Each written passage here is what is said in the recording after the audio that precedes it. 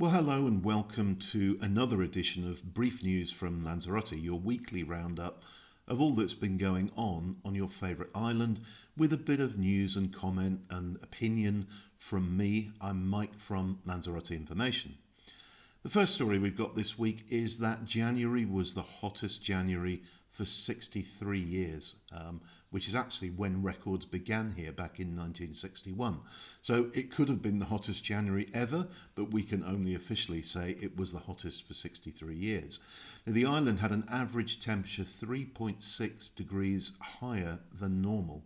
And we actually had some tropical nights as well. I think half a dozen of those through the month. And a tropical night is one where the temperature doesn't drop below 20 degrees all through the night, even in the coldest part of the night, which is that little period just before dawn. The hottest part of the island, or the highest temperature recorded in the month, was in Aria, and it was 28.8 degrees. But actually, just day after day, it's been relentlessly good. And normally at this time of the year, I'm sort of sheltering inside. But every single day through the month of January, I was able to take my morning coffee outside on the patio in my usual working attire, which is t-shirt, shorts and flip-flops. Our story 2 is one about the sunbeds in Arrecife on Plad Del Ruo, which is the main beach in Arrecife, that beautiful one by the Gran Hotel with the palms growing out of the sand. Now, the sunbeds came off there during the COVID pandemic, and there was a bit of an outcry, a bit of an uproar from people about it, and the the Ayuntamiento decided that they would put a tender out for people to put sunbeds and parasols or umbrellas, shade umbrellas, back onto the beach. They went all through that process and it finished about a month ago, and a business in Galicia was awarded the tender, and we were expecting those sunbeds and parasols to be put back on Playa del Ruo in the next couple of weeks. But we had news this week that the business has ultimately failed the tender process because they didn't supply some paperwork, it wasn't specified what, that was needed for them to be able to go ahead. Now, this really frustrates me because this has happened before in Arrecife, it's happened before in Costa de Gizeh, Playa Blanca, and also Puerto del Carmen, and we end up with a period where there are no sunbeds and no parasols on the beaches, and tourists and locals alike get very frustrated about that. What annoys me and what I don't understand is why they are putting this out to tender to businesses, and in this case it was a Galician business, which is in the far north of Spain, that won the tender. Why are they bringing in contractors to do it? Why don't they just employ the people directly? Either the Cabildo or each of the Ayuntamientos could employ sunbed managers who then take on staff to provide a service to the tourists and to the visitors, rather than looking at it as a profit opportunity. I mean, your typical business, whether it's from Galicia or anywhere else, their role is to make as much profit as possible. And in order to do that, they're going to employ the minimum number of staff. When the sunbeds get a little bit tatty and stuff like that, they're likely to hang them out for a little bit longer so that they're not incurring capital costs all the time. But if it's being run as a service for tourists, for tourism, and also for locals, then it becomes a different story, and you employ enough staff to do the job properly, and you look after the equipment and so on. So I've been advocating it for years, and I really don't understand why the Cabildo or the Ayuntamientos don't take this on. My guess is it's something to do with not wanting to increase their headcount, but surely that's a minor problem. Now, before we move on to story 3, let me ask you, if I may, to hit the subscribe button. Subscribe to the Lanzarote Information channel, and ideally hit the notification bell as well, so that as we do these each week, will come up in your YouTube feed, and you'll be able to make sure you don't miss a single episode. The next story is also related to weather, actually, and we have a weather warning in place for this weekend. AMET, who are the body who look after the weather across Spain, they're the official meteorological agency, have issued a warning that we're likely to get very strong winds on Saturday with what they describe as moderate rain. So we should have a spell of decent rain, which frankly the island could really do with, but also we want to be looking out for very strong winds up to kind of 70 kilometres an hour. And next up, as you'll find out very shortly, the Barcelo Playa Blanca Resort Hotel, that massive one, had its official opening this week. It actually had a soft opening back in December, but this week all the local dignitaries and the Canarias tourism minister, Jessica de Leon, came and did an official opening there. But related to that, and if you've walked on the promenade going towards the marina in Playa Blanca, you'll have seen this. There's a little parade of shops right on the promenade. There's a Hipadino supermarket, there's a Fungrube store, there are a couple of sort of high-endish looking boutiques, and I'm not sure what else, but I'll go and find out exactly what's there. But that also opened, and that's called the La Salle Shopping Parade. Next up, we've got a story about e-scooters. These are the electric scooters that people ride around on. You may recall that we ran a story a couple of weeks ago saying that the law in Spain has now changed, and in order to use them you must wear a helmet. You're not allowed to ride them on pavements. You must have civil liability insurance. The scooters are restricted to 25 kilometres an hour, and they must carry a plate identifying them. It's not a number plate, but it's like a small plate on the scooter somewhere.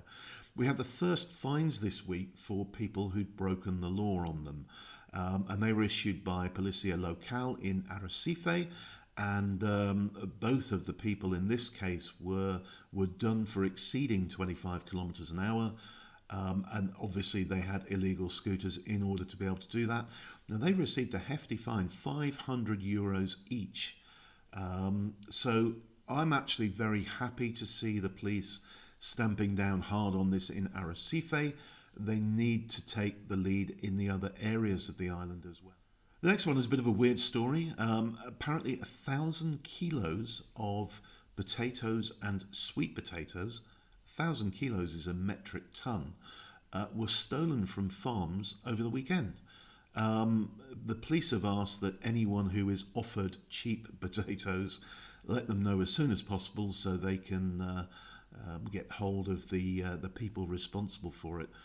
Very frustrating for the farmers. It's tough enough, I know from growing some of our own produce at home, it's tough enough to grow things here without having someone digging them up and nicking them at the point that they're ready to go. So hopefully that'll be solved relatively soon. And now a story about Princess Alexia of Greece. Now you may or may not know that Princess Alexia has lived here for a number of years, here in Lanzarote. She married Carlos Morales, who is a local-born architect and quite well known on the island. They married years ago. They brought their family up here. They've lived on the island for many, many years. Alexia is well known in the sports world because she enters a lot of swimming events, and we've certainly met her a few times at those events. They bought one of those lovely houses in Puerto Calero in 2005, one of the ones overlooking the marina and the ocean. And they put it on the market.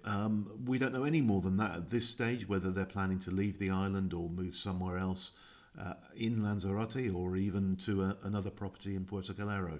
But Princess Alexia of Greece's property in Puerto Calero is on the market. And while we're talking about houses and property, house prices in the Canaries rose by 23% in 2023. It's the biggest increase in all of Spain. The next highest region of increase was the Balearic Islands, so Mallorca, Menorca, Ibiza and so on. In those islands, prices only increased by 15.7%. So it's been a dramatic increase in property values in the last year here in the Canaries. Everyone's asking if and when the bubble is going to burst. I don't know the answer to that. The big issue we've got is we don't have enough housing for the growing population of the Canaries. So it's a bit of a worry. The average price of property on this island now is €2,450 per square metre. Now, next up, this is another follow-up to a story that we ran last week, and you may remember that a restaurant in Playa Blanca, Casa Pedro, allegedly charged a client €125 for 5 prawns and some papas arrugadas, Canarian potatoes. That particular client, who was a British tourist, has put that information all over the British press. So UK newspapers have been running the story about how this man was ripped off for €125. He's also been all over social media, including on our Facebook page, posting images of his bill, which shows €125 for a main course. Now, one thing I've been slightly suspicious about during all of this is that whilst he's posted photos of himself and his wife looking very glum, he hasn't, and of course he's posted photos of the bill, he hasn't put images of the prawns. And I want to do air quotes when I say the prawns. So I kind of had a sneaking suspicion that they weren't prawns. And it turns out I was right, because Pedro, and I just need to remind myself of his last name, I should remember this, Pedro Santana, who owns Casa Pedro, has hit back. And he's now saying they weren't prawns at all. And apparently the customer came into the restaurant, asked if they had lobster available. He was told no, but he was told they did have carabineros. Now, carabineros are a real delicacy. They're kind of a cross between a giant, and I mean really, really big prawn, and a lobster. They're bright red in colour. They're caught at depths of between 800 and 1,000 metres, so they're rare, they're hard to come by. I had one last week when we went for Julie's birthday meal, and I paid €55 for it. Now, apparently, when this client, according to Pedro, was told, we don't have lobster, but we have carabineros, the client said, that's great, I'll have 5. What Pedro did, he says, at that point was they normally charge €30 each. He decided to put the price down to 25 each because the client was having them. Therefore, €125 for 5 carabineros and some Canarian potatoes. That's all he said. So I suspect the truth of the matter is that the client did get carabineros, and actually if he had 5 for €125, it was quite good value for money. The mistake, as I see it, is at that point what Pedro or whoever the waiter was that was dealing with the client should have said is, hang on a minute, I just want to check with you, these are €25 each, so your 5 that you would like are going to cost you €125. Is that okay? And I suspect that step didn't happen. Now, before we do the final piece of news from this week, can I ask you just to hit the like button if you've enjoyed this? It really helps us. We're trying to grow our audience on YouTube. We've got a massive audience on the website, but a pitiful one at the moment on YouTube. So please hit the like button. Okay, the last story really, and I hinted at it earlier on, is about the Barcelo Playa Blanca Resort Hotel, which was officially opened this week by Jessica de Leon, who is the tourism minister for the Canary Islands government. And there was a big party, and all the dignitaries were there, including the Dominguez brothers, who actually built the hotel. It was their investment. They've just given the marketing contract to Barcelo for 10 years. So that is now officially open. Largest hotel in Lanzarote, 742 rooms. Julie's been to see it, and we'll be publishing a lot more information about it in the very near future. So I hope you enjoyed this week's brief news. If you've got any questions, stick them in the comments below, and I do read them all, and I will endeavour to answer as many as I possibly can. Once again, just a reminder, if you've enjoyed this and you want to see future editions, we'll be doing it every week. Just hit the subscribe button and also the notification bell button if you want to be notified each time we post a new one. Thanks a lot, and bye for now.